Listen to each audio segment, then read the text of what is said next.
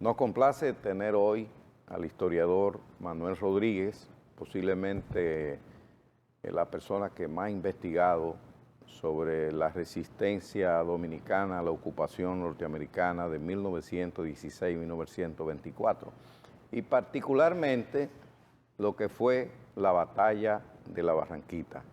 Él es de origen maeño, aunque ya es una figura nacional, como investigador social, como historiador. El doctor Manuel Rodríguez, que ha sido profesor universitario durante muchos años en la Universidad Autónoma de Santo Domingo y en otras universidades, de manera que nos complace tenerlo hoy aquí. Y de inmediato queremos preguntarle sobre la situación que vivía la República Dominicana cuando se produce la ocupación norteamericana de 1916, el contexto histórico, social y económico del país. Bien, muchísimas gracias por la invitación. Nos sentimos complacidos y recordamos aquellos años cuando iniciaban nuestras entrevistas aquí precisamente, en este importante programa que ya es una institución para todo el Cibao y el país. El país nuestro tuvo años difíciles en el inicio del siglo pasado, pero debemos recordar que el quinto presidente de los Estados Unidos de América, James Monroe, por allá por el año 1823, estableció la política que definió lo que sería la política exterior de los Estados Unidos.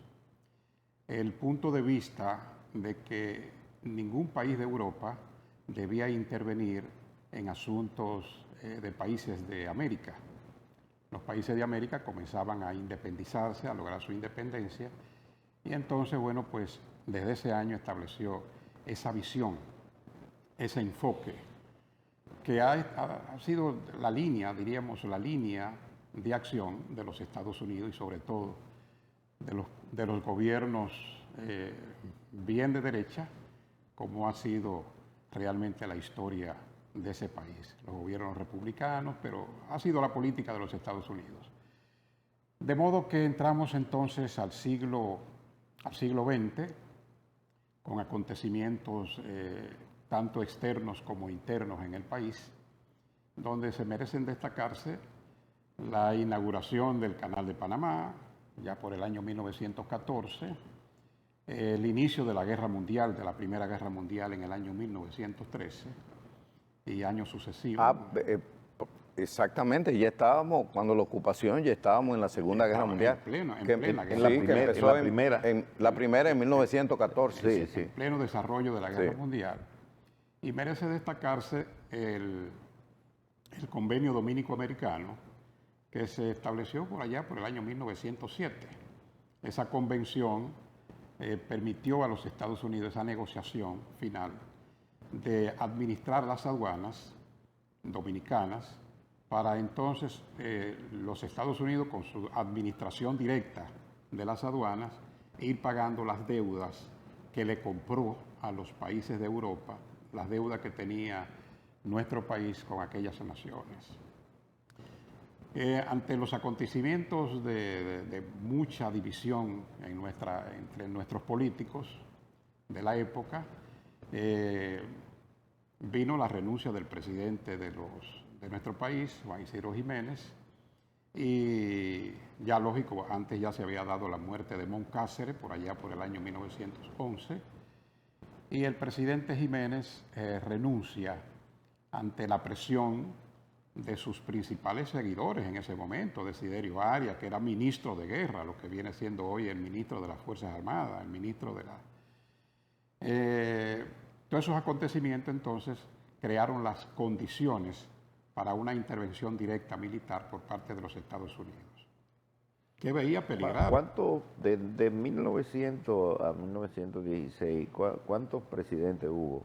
Uy, una cantidad de presidentes. Después del ajusticiamiento de Lilis, de Ulises Heró. Exacto. Después del ajusticiamiento de Ulises Heró hubo alrededor de 10 presidentes. En un periodo de una década era prácticamente... Y hubo años en que hubo, lógico, 2 y 3 presidentes en un mismo año. En un mismo O año. sea, fue una crisis tan prolongada, tan profunda, que se dio con prácticamente cada región tenía una especie de cacique. Desiderio Arias. El concho primismo se denominó. El concho primo, sí. Concho primismo. Desiderio Arias era prácticamente dueño de la región noroeste. Era como el cacique. Era la persona que, y lógico, tenía muchos seguidores allí, porque era quien ponía en los puestos, ¿verdad?, administrativos del gobierno. Todo eso dependía ya de él.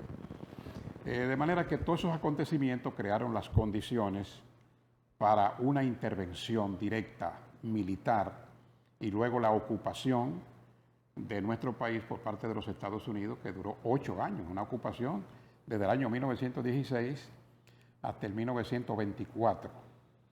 Sí. 8 años que fuimos totalmente una colonia prácticamente. O sea que estamos hablando que ahora se conmemoran este año 110 años de la ocupación norteamericana de 1916.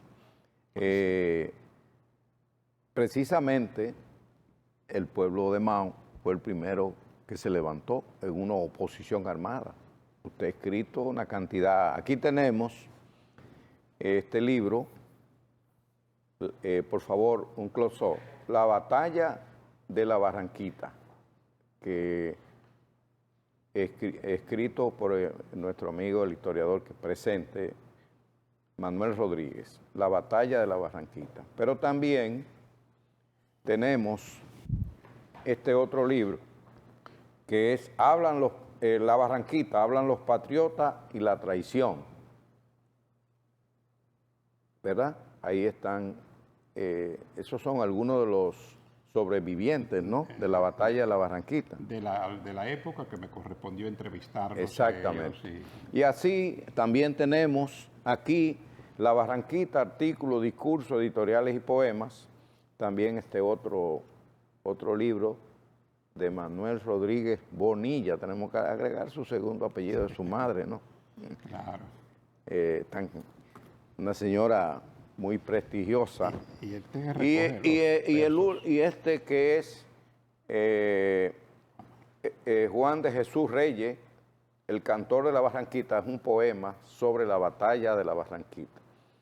De manera que a quien tenemos aquí presente es un hombre que se ha dedicado a recuperar la memoria histórica y lo que significó la batalla de la Barranquita. De manera que de la batalla de la Barranquita es que tenemos que hablar ahora. Sí, correcto. Señalaba que nuestro país fue ocupado, ya los barcos de los marines, los buques, estaban frente a la costa de la capital, Bueno, esos son tropas norteamericanas. Tropas norteamericanas. De ocupación. Ya habían ocupado. La cuestión es que dan un ultimátum a Desiderio Arias para que se entregue. Le pusieron la fecha para hacerse, al 15 de mayo, y él, bueno, pues renunció. O sea, dejó la capital y vino hacia el Cibao, vino hacia Santiago. En esas circunstancias, el país quedó acéfalo, ya el presidente de la República había renunciado de nuestro país el 7 de mayo, y entonces pues la presidencia se la ofrecieron a Desiderio Arias, no la quiso aceptar, y ahí vino entonces el vacío político. Al momento de la ocupación, nuestro país está sin presidente. El 15 de mayo finalmente desembarcan. Bueno, esa foto de Desiderio Arias. De Desiderio Arias. Con su famoso bozo, ¿no? Sí. Era de Valverde, Él era nativo de Montecristi. Montecristi. Sí, nativo de Montecristi, de la provincia de Montecristi. Viene aquí a Santiago, se establece aquí, vino con sus tropas, y la ciudad de Santiago, lógico, sentía la gran presión. O sea, ¿qué es lo que va a pasar? Se va a dar una guerra, una batalla desde aquí mismo dentro de la ciudad. Es decir, había toda una incertidumbre extraordinaria. Pero el 1 de junio desembarcan las tropas por Montecristi y por Puerto Plata.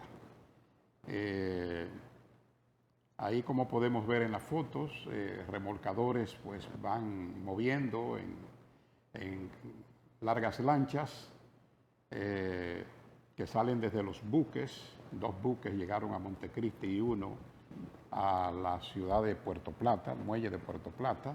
Buques norteamericanos. Buques norteamericanos, los marines. Veremos una foto con uno de los buques.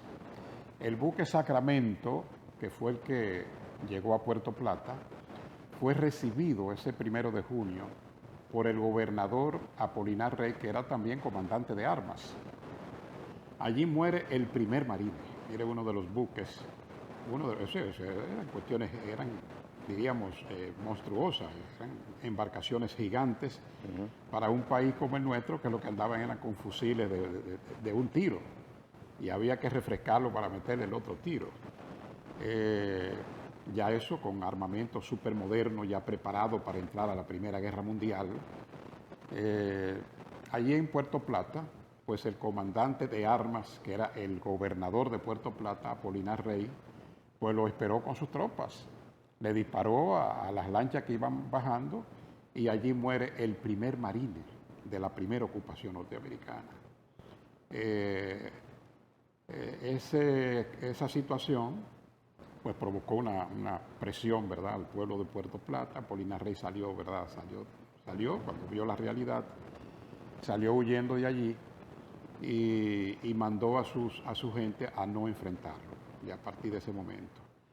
En Montecristi, bueno, pues llegaban los 2 buques, como el que hemos visto ahí en la fotografía.